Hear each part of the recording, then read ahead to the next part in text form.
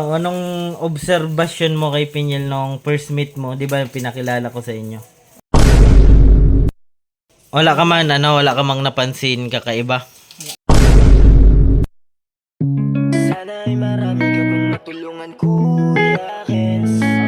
Kami saludo sa iyo.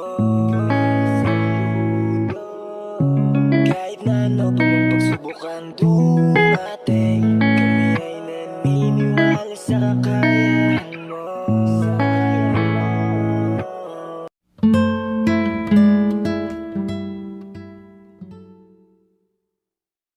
Yan, isang mainit na umaga sa ating lahat, mga kalingap. Ayan, nandito na naman po ang inyong lingkod, Kuya Kens TV. Ayan, kasama po natin si Mama, mga kalingap, at si Mako. Andun po sa kabila. Ayan, andun mga kalingap, kasama yung pamangkin ko. Ayan, nagbabanding po sila. Ngayon, umaga na to mga kalingap, ay tatanungin lang po natin si Mama kung ano yung observation niya kay Mako. Ayan, syempre mga kalingap, di ba, nung pinakilala ko si Mako kay Mama, kung ano yung na-observe niya kay Mako. Ayan mga kalingap, samahan niyo po ako. Pero bago yan, salamat muna syempre sama ng kalingap Kuya Bal Santos Matubang, Ate Edna Vlog at Kalingap Rab. Ayan mga kalingap, tara. Ayan, punta lang ako dito mga kalingap sa ginawa naming mini paradahan. Ayan, kasi po bawal dito sa daanan. Kaso ngayon pwede, pero pag mga kalingap, pinapaalis yan kasi crowded na po yung daanan. Kaya naggawa po kami dito ng mini parkingan po mga kalingap. Ayan. Kuha pala ako ng ng tanglad. Ayan, at magsasabaw daw si Mama. Ayan. Aso, may aso po. Ate, pwede po maghingi ng tanglad? Tanglad, pwede po makahingi. May aso? Ayan, may aso po. Kuha lang po tayo mga kalingap.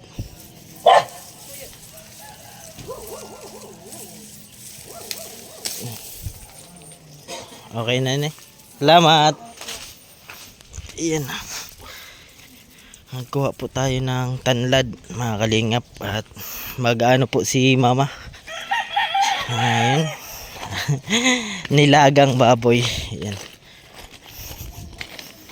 Yan, libre lang po dito yan. Yan, galit na galit yung aso mga kalingap. Takot pa naman yung bakla sa aso. Ma? Ayan. Iniisip mo pa lang, naisip ko na. Ayan si Mama. Magluluto naman po. For today's recipe po mga kalingap ay linagang baboy. Ayan. Ma, may tanong lang ako sa iyo.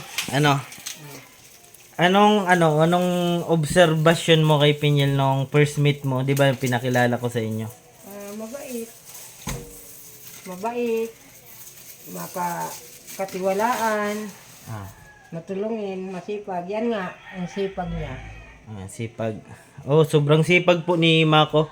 Ayan, kahit dun pa po kami sa diet, hindi na po kailangan utusan mga kalingap. Parang may kusa na. Ayan si Mama mga kalingap po. Wala ka man, wala ka mang napansin kakaiba? Wala man. Wala. Ayan o, maluto na naman. Pag-aralin ko yan para maabot niya ang kanyang pangarap. Opo. Mag-aaral po yan si Mako. Hindi natin kasama, nandun sa bahay. Opo. Sa kabila po mga kalingap, kasama yung pamangkin ko. Naglalaro. At dito po kami nagluto para mabilis. Ayan. Ayan. Bilang isang Mama, magulang ka na ni Mako, ni Pinyel. Ano yung payo mo sa kanya? Hindi lang magbago ang pag-uugali. Tapos kung anong ugali niya, yan na. Tapos magsikap siya na makatapos pag-aral. Kasi siya ng anak ko, hindi ikaw. Siya na daw yung anak ni Mama. Si Mako na daw, hindi na daw ako. Magbago ang ugali niya.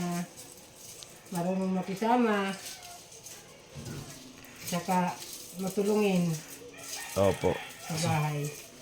Marunong po sa bahay. Kahit di naman po inuutosan ni mama, parang siya na lang po nakusa. Kaya lutuan ko naman linagang baboy para walang masabi siya. Walang manugal. Ay, kay Mako naman yan, na baboy. Ayan, nilagang baboy naman daw po mga kalingap. Sinawa ko pag walang sabaw. Kasi si Mako mga kalingap, kahit di naman po kasi si mama pala utos. Ayan, nakusa na lang po si Mako gumalaw sa bahay. Ayan. At minsan sinasabihan din namin na pahinga na. Ayan. Pero ano, natulong-tulong po talaga siya. Ayan. Ayan na si mama. Nagbilig po kami ng baboy at lalagain daw po. Dami pala dun mama, ano? Tanglad. Kaso may aso. Sige, may pay. Yun na yan dun. Pwede ka naman maghingi dun. Ayan. Okay lang sa'yo ma na ano, kami ni Pinyel. Boto ka naman. Wala naman problema. Wala Wala ang natin pakawalan si Pinyel. Ah. Ayan. Alagaan natin, mahalin. Kasi si Ilang pamilya.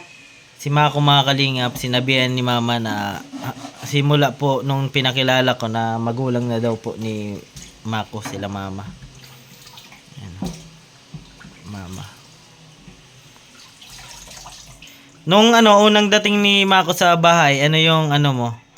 Ano yung... Wala lang, kaya lang nahihiya siya. Ito na ang baboy. Yan, nababoy. Tapos marunong siya umunawa. Apo. Hindi marunong magsilos. Ah, Wala talaga siya. Hindi nagsisimangot. opo, totoo po yan. Kanya wala ko masabi. Nandiyan na lahat ang hinahanap ko sa kanya. Apo. Ay, yung mga hinahanap mo sa ano, sa anong tawag din mo, manugang? Hinahanap ko na maging kasama mo. Yung mga ugali na nagustuhan ko. Nandiyan na lahat kay Pinyel. Ay, Wala grabe. na ako hanapin na iba. Grabe mga kalingap si mama. Kaya swerte ko na nandito sa amin si Pinyel. Kaya sisikap ako na makapag-aral siya. Apo, makakapag-aral po yan mga kalingap sa mga nag-aabang po na makapagtapos si Mako ng pag-aaral. Ayan. Nakakapagtapos po yan ng pag-aaral. Siyempre sa tulong din sa guide nila mama. Ayan. At syempre kailangan din namin ng patnubay ang magulang. Rigos ikaw. Ayan na. Po. Oh, igos daw siya. Igos ka?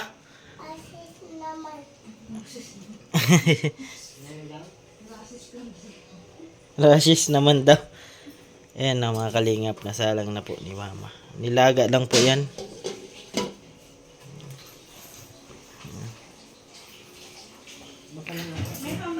Ah? Ako na? Kape? Asin, Asin. Bili lang po kami ng asin. Ay, ako lang pala. Ayan. Bili lang po ako ng asin, mga kalingap. Ayan. Narinig nyo naman po yung ano ni mama, yung obserbasyon kay Mako nung unang meet nila, mga kalingap. At hindi na daw ako yung anak ni mama. Si Mako na daw po. Yun, dyan po tayo kumuha ng tanglad. Bili lang po tayo. Yan. Dito po tayo ngayon sa ano, sa subdivision. At ganda po ng ano dito, tindahan. Di ba walang tao mga kalingap, pero may doorbell oh. Oh. Ganda ng tindahan dito mga kalingap kasi di mo na kailangan magtawag. Ayan. Iano mo na lang po, i-doorbell mo na lang. Ayan. Pipindutin mo lang yan oh. Oh. Lalabas na yan dyan.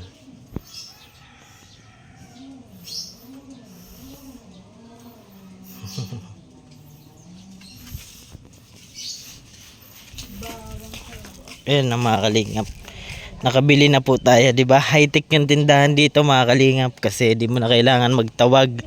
Pipindutin mo na yung doorbell. Minsan kapag ano mga kalingap, busy din yung ano dyan, natatagalan din kahit naririnig na po yung doorbell. Kaya ulit-ulit po kaka-doorbell. Kabili na po tayong asin.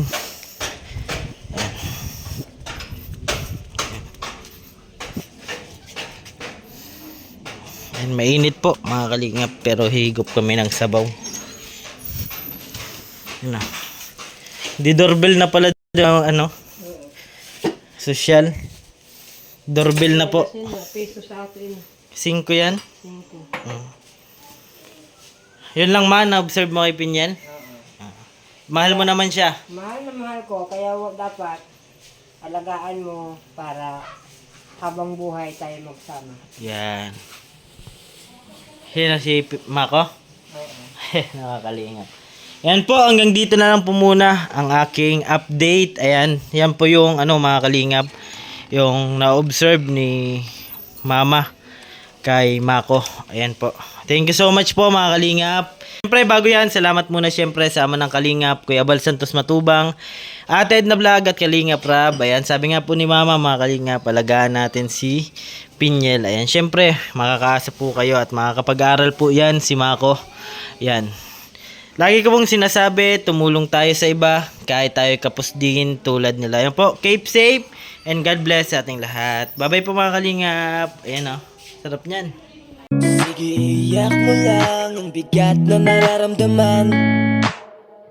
Asahang may makikinig at may balikat na masasandalan. Para kahit papaano ikaw ay mapangiti sa simpleng paraan. Kanyang mga payo ay nagbibigay lakas para kayanin mo yan. Handang tumulong nang walang hinihinging kapalit. Kahit na gano'n man kalayo kanyang tatawirin, maiabot niya lang ang biyaya. Kung nalulungkot man ay ati dahil ligaya, kumakatok sa bawat